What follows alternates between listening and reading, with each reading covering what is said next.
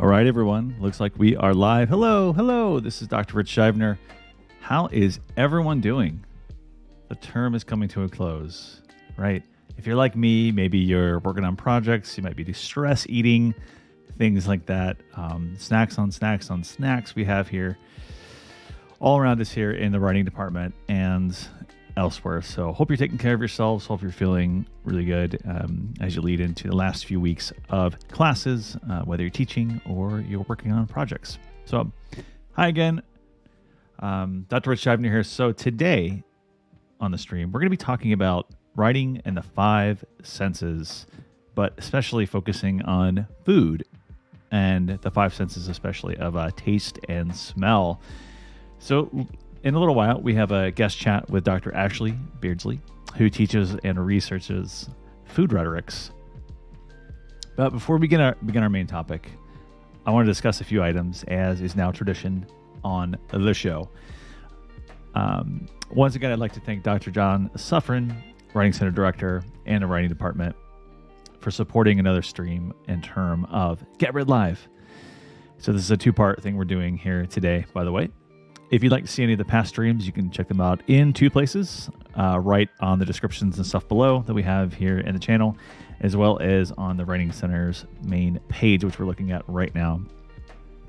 So it's November 9th, writing in the senses, food we're looking at, and then next week we'll be talking about drinks. So in what ways do we activate our five senses and others by thinking about food? Right, in writing about it. It's a challenging thing, I'm not going to lie. And that's what I'm excited to talk to Dr. Beardsley about, is how we kind of prepare ourselves for writing about these experiences of tasting and maybe even sharing meals with others and so forth.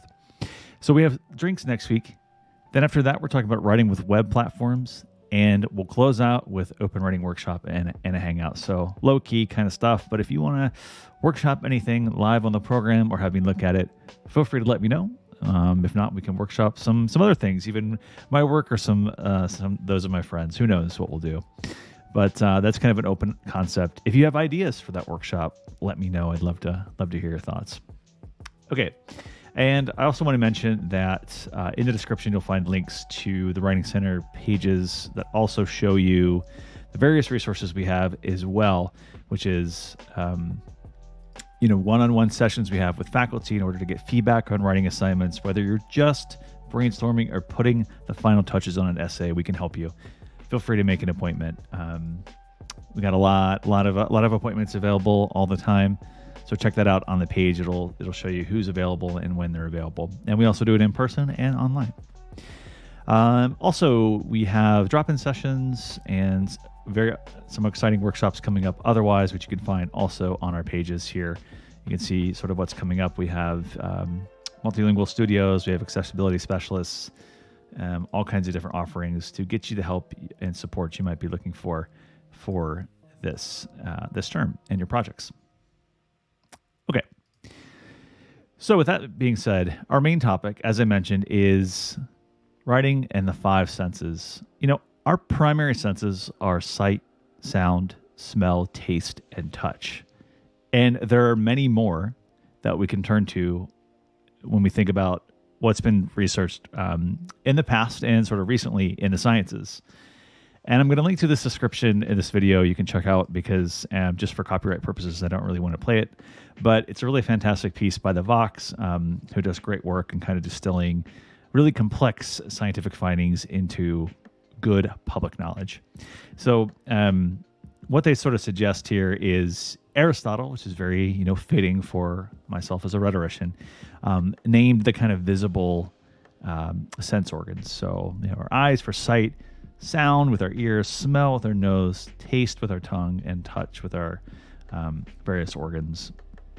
And so I could spend a lot of time sort of unpacking each one of those. But what I want to say just for this stream is that what's interesting about food writing is that it can activate those five senses. And it's something I remember trying really hard to convey when I wrote restaurant reviews for weekly magazines back home in Cincinnati, Ohio. And I just thought for this exercise, I was digging all this sort of stuff up, like drafts I had written and so forth, that I wanted to read you just one of those passages They're kind of a bit cringe for me, I admit, because I wrote them more than 10 years ago. And maybe I can ask Dr. Beardsley about those approaches. Because again, like when you're just writing about senses in words, especially food, when you're writing about food, it's really challenging because you want, I think, the reader to be able to smell and taste those items that you're reviewing just by reading. So it's kind of mixing the senses in different ways, I might argue. Okay, so this is what I wrote for. It was a special weekly called Metro Mix, which was part of the Cincinnati Enquirer in Cincinnati, Ohio. And so some things I had said here. It was 8:30 Friday when Wes, Lisa, and Jess and I checked into Tellers of Hyde Park, a bank-turned-restaurant with a knack for pasta, pizzas, and craft beers. We had a reservation. The lights were dim, and the tables were filled on the first and second floors, and so was the patio. That's where we wanted to sit, though we did have reservations for inside, a fine diner. It was a breezy evening, plus the patio was on the second floor and the open air. Casual, we thought. 3 parties were ahead of us, the hostess said. No problem, we said. We canceled our reservation and made one with the patio hostess. Then we grabbed drinks on the first floor bar. Wes and I gave the open seats to our ladies, while the bartender gave them a drink list. I found it outstanding. I opted for a draft with Old Speckled Hen, a creamy ale from England, and Jess ordered a glass of house Pinot Noir. Our friends had Founders Centennial IPA and DuPont Rhetorics Pills, both of which, with their hops and all that fun stuff, were sipping brews, they said. So, I mean, just right away, I'm kind of thinking like, if I had more space, I could probably, I might keep this kind of stuff. I'm just trying to set the scene, right? Even before we think about tasting, what do I see? What do I experience when I'm walking through this restaurant? Now here, like, I don't really describe this beyond a creamy ale and, a house Pinot Noir, but I could sort of have asked Jess, who is now my wife, sort of what she thought about that at the time. Not quite sure. But we moved through it quickly. They said it was sipping brews, hops, and all that fun stuff. I didn't really give much description there, right? Maybe I could do that. I'm thinking as I'm reading it, like, oof, man. Again, like, maybe for some magazine, that's not a huge emphasis, but I'm thinking, like, could I get a bit more technical rather than just saying all that fun stuff? About 20 minutes later, we settled into a table outside. The servers there were casual, wearing sneakers, khaki shorts, and blue polos. The patio was bustling with clinking glasses and plates and conversations filling the air. It was busy, to say the least. Maybe that's why our server was a bit hasty.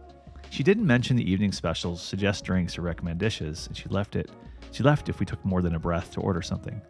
In this jam-packed environment, maybe she didn't feel the need to be so nice. Outside was more like a bar with very few servers and very many people. So again, just trying to go for that atmosphere, mixing the two. We haven't even got into what we're tasting yet. But here's where, I would want to think kind of critically about for this. And again, ideas are most welcome.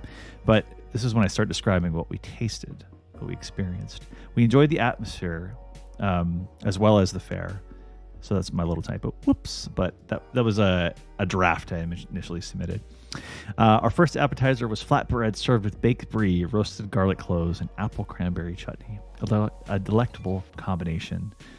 The brie melted like butter. The cloves were like spread, and the chutney left a sweet aftertaste. We loved this, maybe so much that we thought little of the scallop and apple, our second appetizer. The scallops were trimmed with creamy polenta, apple slaw, and a base of cider sauce. But it was a mix that simply didn't work for us. Next time, we thought we might order the flatbread and calamari. Like that first appetizer, our entrees were luscious. What does that even mean? I don't know. Wes and Lisa had the Teller's filet, which is dressed in potato puree, sauteed spinach, confit onions, and truffled béarnaise sauce. Jess had wild mushroom bucatini, a spaghetti-like pasta complemented with wild mushrooms, Parmesan arugula, and pecorino cheese. I had Teller's mac, the richest dish of the table. It was I can't even say these words. Geez, curly pasta mixed with minced pork, horseradish, cheddar, and breadcrumbs. I loved it, and I had a mountain of leftovers the next day. So, again, I'm quickly moving through these descriptions. One thing that I was always encouraged to do with these is to basically describe what the ingredients were, what I was looking at and experiencing before me, but to kind of get to the next part, I loved it. I had a mountain leftovers. Like, what else could I have maybe said to demonstrate that I loved it? And that was kind of a tricky thing to do, move between showing and telling. And then we kind of go on to describe like dessert, and it was a rather like short review, but the basics of what they were looking for. Tell us what you thought about it, and tell us what was contained within various ingredients. I think I hit those in some ways, but I don't know. There's much more to do. This was kind of like a thing I did as a freelancer. I don't pride myself on being a food. Never did I really pride myself on being a food writer, so to say. But I did like writing about like